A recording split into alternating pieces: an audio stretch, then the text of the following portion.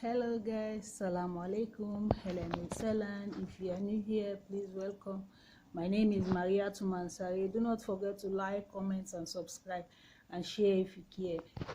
Today it is a breaking news and it is a sad news for the fans of a basketball player. Goes by the name of Kobe Bryant. The guy passed away in a helicopter crash very early in Sunday morning. He passed away, him and his daughter. So my heart goes to his family and his friend and his loved ones. It is not easy. You lose your husband and at the same time you lose a daughter. That is a very, very heartrending story, and it is a pity. It is very sad to watch. I'm a big fan of his. I used to watch him. Actually, I enjoy watching him playing basketball.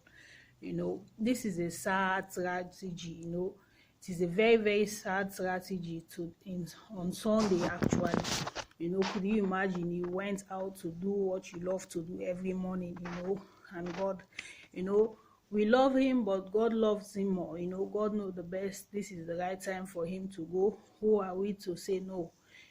Everyone has his own time and his own day, time, minutes, everything.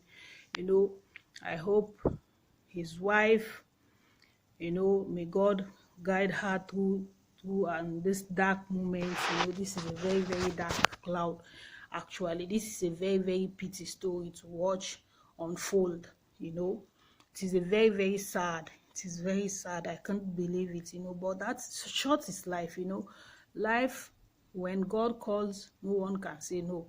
Even me, I don't know when I'm going. Even you don't know when you are going. So this is a pity.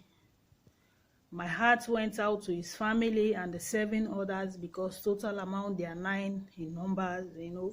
But this is it is a nature. When God say your time is up, no man can change it. No one can do anything about it. So I hope God guides and protects him and his wife, his very lovely wife and his 3 children, Latasha.